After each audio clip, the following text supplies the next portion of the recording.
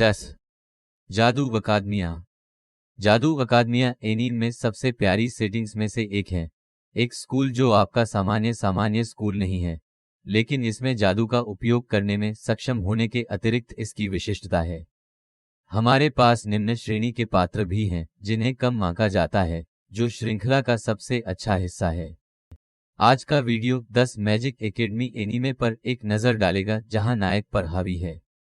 यदि आप यहाँ नए हैं तो कृपया सुनिश्चित करें कि आपने अपने दरवाजे पर नवीनतम एनीमे समाचार और सिफारिशों के साथ अद्यतित रहने के लिए अधिसूचना आइकन के साथ चैनल की सदस्यता ली है।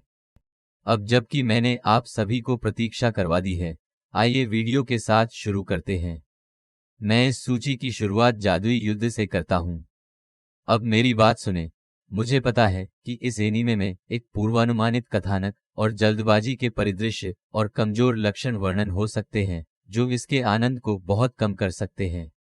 मैं अभी भी थोड़े समय के लिए इसे देखने का आनंद लेता हूं क्योंकि मुख्य पात्र या नायक मेरे लिए शो का मुख्य आकर्षण था। जब आपको पहली बार एनीमे के बारे में पता चलता है, एक नायक एक बेहोश लड़की को बचाता है, फिर उस लड़की से शक्तियां प्राप्त करता है और फिर प्रशिक्षित करने और मजबूत होने के लिए एक विशेष जादू अकादमी में भाग लेता है, तो ठीक है, मुझे लगता है कि ये आपकी विशिष्ट शुरुआत है जैसे कि कितने अन्य शो शुरू होते हैं, लेकिन बाकी सब चीजों में शामिल होने से आपको ये एहसास हो सकता है कि ये शो शुरुआत में इसके लायक था या नहीं। The strongest sage with the weakest crest, एक इसेकाई श्रृंखला जो बिना किसी कहानी के काफी सामान्य है, लेकिन इसे अपने शीर्षक से सबसे अच्छा बताया गया है। कमजोर शिखा वाला व्यक्ति प्रबल होता है। माथियास को जो शिखा मिली थी उसका जादू से लेना देना था, और जादू अपने आप में इस दुनिया का एक बहुत ही अपमानजनक कारक है क्योंकि जादू का इस्तेमाल करने वाले लोग सिर्फ कमजोर होते हैं और मंत्रों के बारे में बहुत कम जानते हैं। मैथियास, चूंकि वह शो का नायक है, ठीक है, वह आसानी से इसे प्रबल बना सकता है। वहां से यह वास्तव में कोई चुनौती नहीं है। वह स्कूल पर हमला करने वाले राक्षसों को आसानी से मारता है और कुछ भी उसके रास्ते में नहीं खड़ा हो सकता है। हालांकि इस तरह के प्रबल नायक के प्रशंसक निश्चित रूप से इसका आनंद उठा सकते हैं। जरा कल्पना कीजिए कि आप कक्षा से बाहर के अजीब व्यक्ति हैं क्योंकि आप एक कमजोर व्यक्ति हैं, इसलिए किसी दूसरी दुनिया में जाने के लिए और प्रबल होने के कारण धमकाया जाता है। यह निश्चित रूप से एक बहुत अच्छा एहसास है और नायक के साथ ठीक ऐसा ही हुआ। एनीमे में सेजी, विकास का फल। वह जंगल के बीच में एक फल पाता है जहां उसे खाने से उसे असाधारण शक्तियां मिलती हैं। स्तर 1 से ऊपर जाकर वह इतनी तेजी से रैंक करता है कि उसने एक सख्त मालिक को बहुत तेजी से हरा दिया। जादू अकादमी सामान वास्तव में दूसरे सत्र तक नहीं होता है, जहां वह वास्तव में हारे हुए अपराधी छात्रों के समूह के लिए एक प्रशिक्षक बन जाता है। यहाँ किसी को भी स्टूडियो व्हाइट द्वारा the grimoire of zero devil नामक एनीमे श्रृंखला याद है? लोमड़ी, मैं ईमानदारी से आपसे ये उम्मीद नहीं करता क्योंकि ये अपने तरीके से मनोरंजक होने के बावजूद अंत में बहुत कम आंका गया था। लेकिन anime dawn of the witch वास्तव में द ग्रिमोयर ऑफ जीरो की अगली कड़ी है, नए पात्रों के साथ, और पहला सीजन देखना वास्तव में कहानी के विकास के लिए काफी महत्वपूर्ण है। अकादमी में नायक होने के नाते एक छात्र अपने वर्ष में सबसे खराब एफ रैंक है और उसे प्रधानाध्यापक के कार्यालय में बुलाया गया था और उसने उसे दक्षिण में कहीं प्रशिक्षण में अपना भविष्य तलाशने के लिए उद्यम करने का काम सौंपा।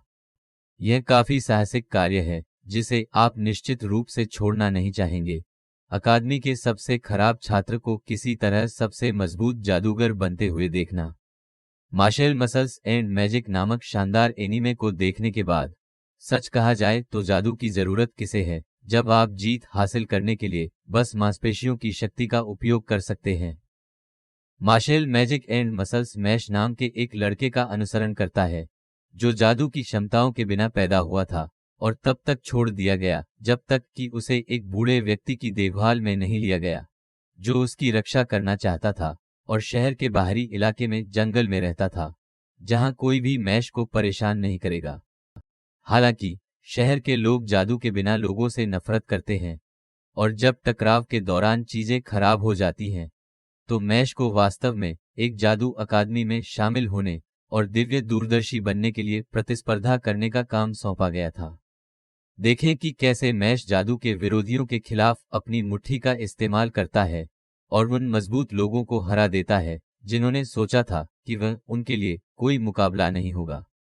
कुछ शिक्षकों को छात्रों द्वारा सबसे खराब के रूप में लेबल किया जाता है, लेकिन उन्होंने कभी भी ये महसूस नहीं किया होगा कि वह अपनी असली ताकत को सादे दृष्टि से छिपाकर प्रबल नहीं हुए थे। जादू अकादमी में ग्लेन नाम का एक स्थानापन्न शिक्षक कुछ समय के लिए एक कक्षा लेता था। फिर भी सभी छात्रों को लगता था कि ये शिक्षक उनके समय की पूरी बर्बादी कर रहा था, क्योंकि वह वास्तव में ठीक से नहीं पढ़ा रहा था, और इससे भी बदतर, वह लग रहा था जादू में बहुत ज्यादा भयानक। लेकिन फिर भी वह वास्तव में अपनी असली शक्तियों को छिपा रहा है, उद्देश्य पर एक हारे हुए व्यक्ति की तरह काम करने की कोशिश कर रहा है। लेकिन ये एनीमे 3 मुख्य नायक का अनुसरण करता है, एक परेशान अतीत के साथ, दूसरा जो एक रहस्यमय तैरते हुए आकाश महल से मोहित हो जाता है, और अंत में नायक ग्लेन, कोई ऐसा व्यक्ति जो जितना दिखता है उससे कहीं अधिक है। एनीम श्रृंखला यूक्यू होल्डर मह सेंसी नेजिमा श्रृंखला का हिस्सा है, लेकिन सामान्य नायक नेजिमा का अनुसरण करने के बजाय इस बार ये नायक पोटा के बारे में है, एक कमजोर व्यक्ति जो अपने गुरु युकिहाइन के तहत अध्ययन करता है, लेकिन उसके पास कोई जादुई शक्तियां नहीं हैं। हालांकि वह तब तक है जब तक कि वह अचानक हुए आपराधिक हमले से मरने पर उसका खून नहीं चाटता, जहां वह अमर हो गया। रक्त ने उसे अकल्पनीय राक्षसी शक्ति प्रदान की, और ये पता चला कि पोटा जैसे अन्य लोग भी हैं, अमर प्राणी जिन्हें यूक्यू धारक कहा जाता है, और अब वह एक अनोखे साहसिक कार्य को शुरू करने वाला है। अनब्रेकेबल मशीन डोल उस नायक का अनुसरण करती है जो एक अकादमी की प्रवेश परीक्षा में विफल हो गया था, और जब सभी आशा खो गई हो, तो वास्तव में उसके पास नामांकित होने के अवसर के लिए अकादमी के शीर्ष 100 छात्रों को मात देने का एक आखिरी मौका है। जीवन भर की कामना के साथ वाइज मैन नामक उस विशेष उपाधि को भी अर्जित किया। बेशक वह ये सब अपने आप नहीं कर रहा होगा, क्योंकि उसके साथ एक मशीन है, ये नाम की ऑटोमेटन डॉल, जो जीत हासिल करने के लिए उसके जैसे कमजोर व्यक्ति के लिए तीव्र युद्ध स्थितियों और परिदृश्यों में उसके साथ लड़ रही होगी। मैं गंभीरता से इसके लिए किसी बिंदु पर दूसरा सीजन प्राप्त करने और जारी रखने के लिए खुजली कर रहा हूं, लेकिन दुख की बात है कि ऐसा होने के लिए वास्तव में पर्याप्त स्रोत सामग्री नहीं है।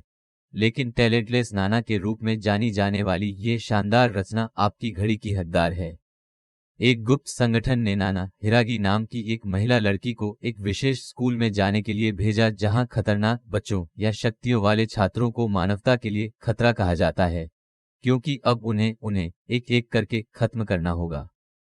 अब ट्विस्ट ये है कि उसके पास बिल्कुल कोई शक्ति नहीं है, और उसे अपने दिमाग और स्मार्ट रणनीति का उपयोग दूसरे छात्रों को बेवकूफ बनाने, उनसे दोस्ती करने और फिर अंत में उन्हें तब तक धोखा देने के लिए करना चाहिए जब तक कि उनमें से हर एक का सफाया न हो जाए। यह मूल रूप से हमारे बीच के खेल की तरह है, लेकिन ये एक एनीमे है। अब इस सूची के समापन के लिए सिफारिश कोई और नहीं बल्कि ब्लैक क्लोवर होगी।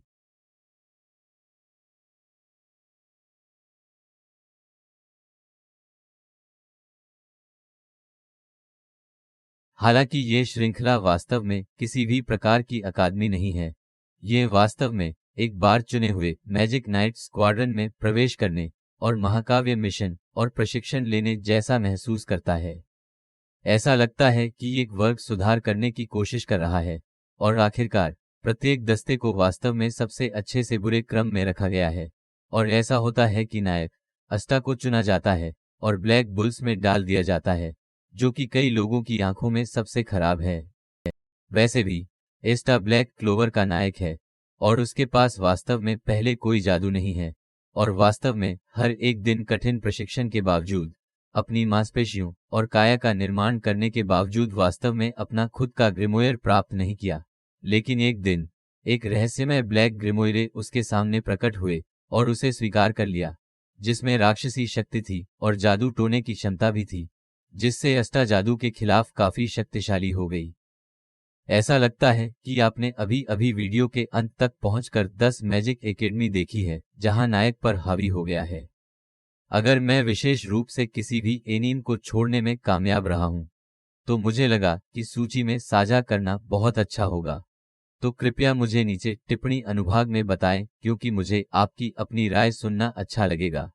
या बस नीचे टिप्पणी करें नीचे आपने सामान्य रूप से वीडियो के बारे में क्या सोचा है, क्योंकि मैं हमेशा प्रतिक्रिया की सराहना करता हूं। अपने शेष दिन का आनंद लें और मैं आप सभी को अगले एक में देखूंगा।